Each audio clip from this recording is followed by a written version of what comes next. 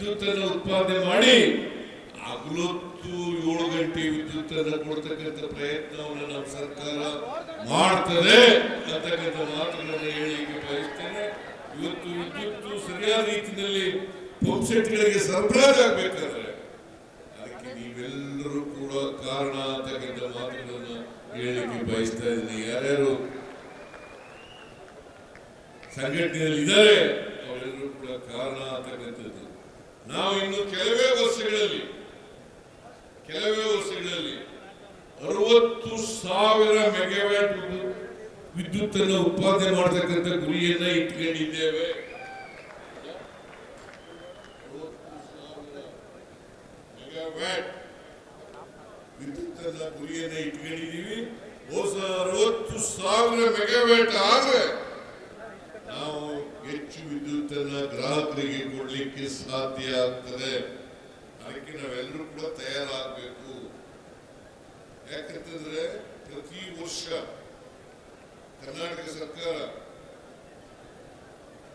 ವಿದ್ಯುತ್ ಪಂಪ್ ಸೆಟ್ಗಳಿಗೆ 19,000 ಕೋಟಿ ರೂಪಾಯಿಗಳನ್ನ ಸಬ್ಸಿಡಿಯನ್ನ ಕೊಡ್ತಾ ಇದೆ.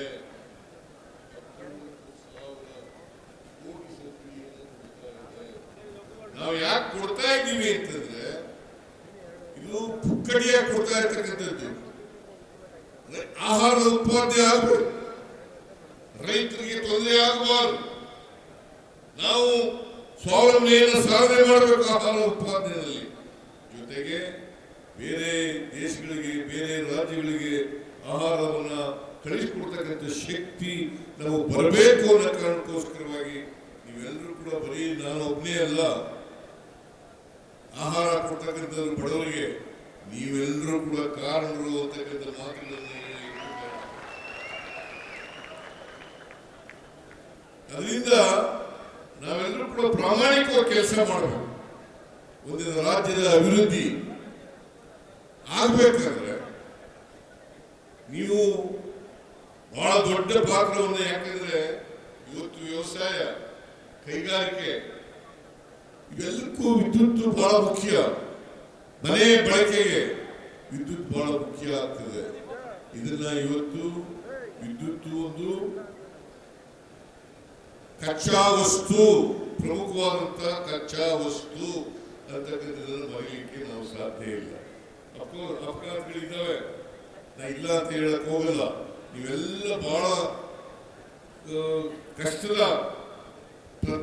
ವ್ಯವಸ್ಥೆಯಲ್ಲಿ ಕೆಲಸ ಮಾಡ್ತಾ ಇದ್ದೀವಿ ಅಂತಕ್ಕಂಥದ್ದನ್ನ ಅರ್ಥ ಮಾಡ್ಕೋಬೇಕಾಗ್ತದೆ. ಅದಕ್ಕೆ ನಾವು ಎಲ್ಲ ರೀತಿಯ ಸಹಕಾರವನ್ನು ಸರ್ಕಾರ ಕೊಡುತ್ತದೆ ಅಂತಕ್ಕಂಥ ಮಾತುಗಳನ್ನು ಹೇಳಲಿಕ್ಕೆ ಬಯಸ್ತಾ ಇದ್ದೇನೆ.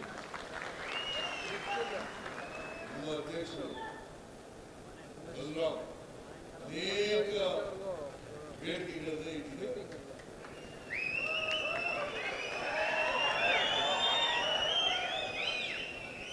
ಅನೇಕ ಬೇಡಿಕೆಗಳನ್ನು ಇಟ್ಟಿದ್ದಾರೆ. ನಾನು ಅದಕ್ಕೆ ಹೇಳಿದೆ, ಏನಪ್ಪ ಬಹಳ ದೊಡ್ಡ ಬೇಡಿಕೆಗಳನ್ನ ಇಟ್ಟಿದೆಯಲ್ಲ ಅಂತ.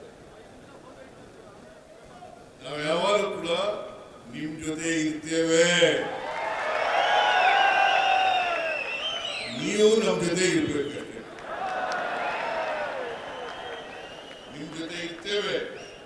ನಿಮ್ಮ ಬೇಡಿಕೆಗಳನ್ನು ಕೂಲಂಕುಷವಾಗಿ ಪರಿಶೀಲನೆ ಮಾಡಿ ತೀರ್ಮಾನಗಳನ್ನ, ನಿಮಗೆ ಅನುಕೂಲಕರವಾದಂತಹ ತೀರ್ಮಾನಗಳನ್ನ ಮಾಡ್ತೇವೆ. ಇವತ್ತು 88,000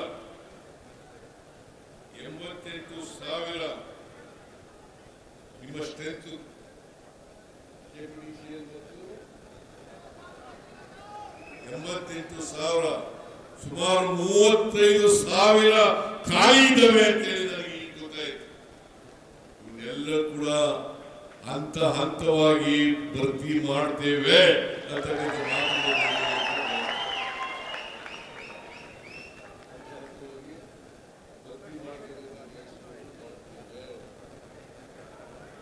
ಈಗ ನಮ್ಮ ಸರ್ಕಾರ ಇದೆಯಲ್ಲ, ಕೊಟ್ಟ ಮಾತಿನಂತೆ ನಡ್ಕೊಳ್ತಕ್ಕಂಥ ಸರ್ಕಾರ. ಈಗ 5 ಗ್ಯಾರಂಟಿ ಯೋಜನೆಗಳನ್ನು ಕನಸಾಗಿ ಕೊಟ್ಟಿದ್ದು 83ರಿಂದ ಅಲ್ಲ 2013ರಿಂದ 18ರೊಳಗೆ ನಾವು ಸರ್ಕಾರದಲ್ಲಿದ್ದು ಆಗ 165 ಭರವಸೆಗಳಲ್ಲಿ 158 ಭರವಸೆಗಳನ್ನು ಈಡೇರಿಸಿತು. ಈಗ 593 ಭರವಸೆಗಳಲ್ಲಿ 242 ಭರವಸೆಗಳನ್ನು ಈಡೇರಿಸಿದ್ದೇವೆ.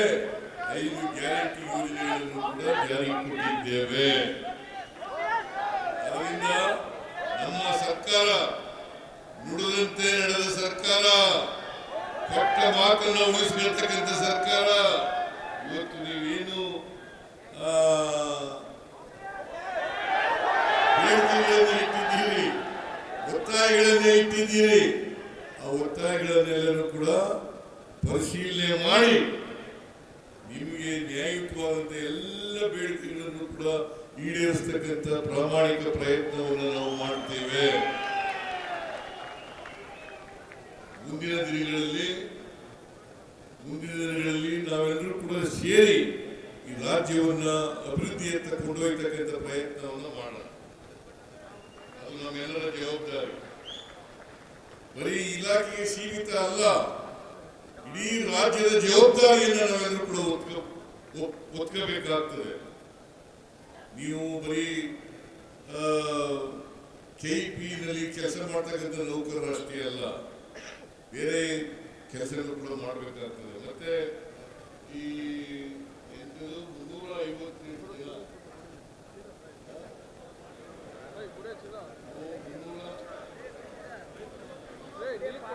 ಕಾರ್ಮಿಕರು, 358 ಜನ ಕೌರ ಕಾರ್ಮಿಕರು ಇದ್ದಾರೆ.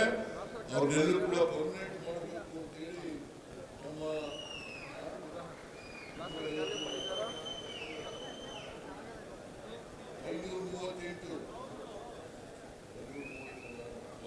532 ಜನರು ಕಾಯಂ ಮಾಡೋಣ.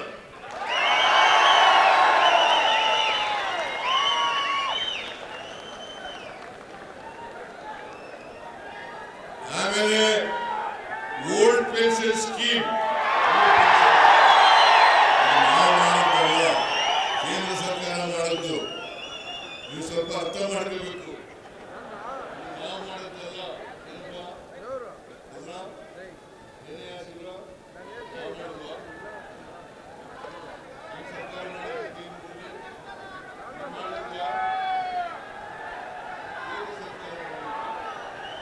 ನಾವು ಚರ್ಚೆ ಮಾಡಿ ಮ್ಯಾನಿಫೆಸ್ಟೋನಲ್ಲಿ ಜಾರಿ ಮಾಡ ಅಂತ ಹೇಳಿದ್ವಿ. ಇನ್ನೂ ಕೂಡ ಚರ್ಚೆನಲ್ಲಿದೆ. ಅದನ್ನ ಚರ್ಚೆ ಮಾಡಿ ನಿಮಗೆ ಅನುಕೂಲಕರವಾದಂತಹ ತೀರ್ಮಾನವನ್ನ ಮಾಡ್ತೇವೆ ಅಂತಕ್ಕಂಥ ಮಾತುಗಳನ್ನೇ ಹೇಳಿದ್ದೇವೆ.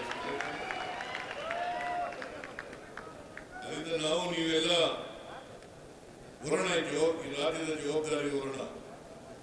ಯಾಕಂದ್ರೆ ನಮ್ಮ ಸಮಾಜದಲ್ಲಿ ಬಡವರಿದ್ದಾರೆ, ಶ್ರೀಮಂತರಿದ್ದಾರೆ.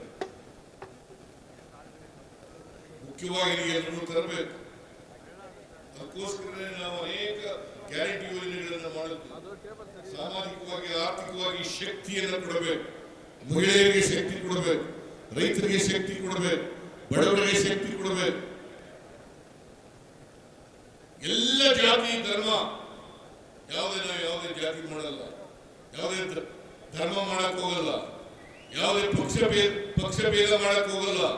ಇವೆಲ್ಲರೂ ಕೂಡ ಸಮಾನವಾಗಿ ಸಮಾಜದಲ್ಲಿರ್ತಕ್ಕಂಥ ಎಲ್ಲ ಬಡವರಿಗೂ ಕೂಡ ನ್ಯಾಯಯುತವಾಗಿ ಅವರಿಗೆ ಸಾಮಾಜಿಕ, ಆರ್ಥಿಕ, ಶೈಕ್ಷಣಿಕ ಶಕ್ತಿಯನ್ನು ಕೊಡ್ತಕ್ಕಂಥ ಪ್ರಯತ್ನವನ್ನು ಮಾಡ್ತಾ ಇದ್ದೇವೆ.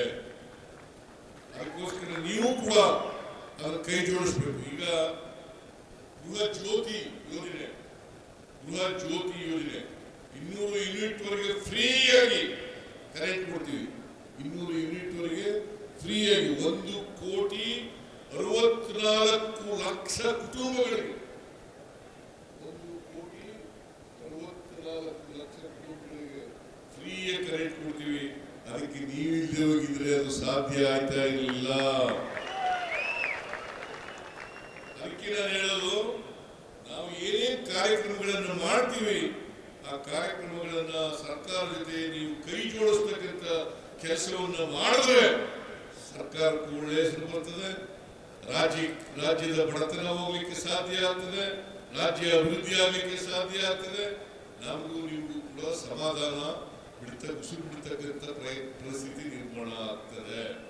ಆ ಕೆಲಸವನ್ನು ನಾವು ನೀವೆಲ್ಲ ಮಾಡೋಣ. ನಿಮ್ಮ ಬೇಡಿಕೆಗಳನ್ನು ಕೂಡ ನಾವು ಮಾನವೀಯತೆಯಿಂದ ಪರಿಗಣಿಸ್ತೀವಿ ಅಂತಕ್ಕಂಥ ಮಾತುಗಳನ್ನು ಹೇಳಿ ನಿಮ್ಮ ಈ ವಜ್ರ ಮಹೋತ್ಸವವನ್ನು ಅತ್ಯಂತ ಸಂತೋಷದಿಂದ ನೆರವೇರಿಸಿ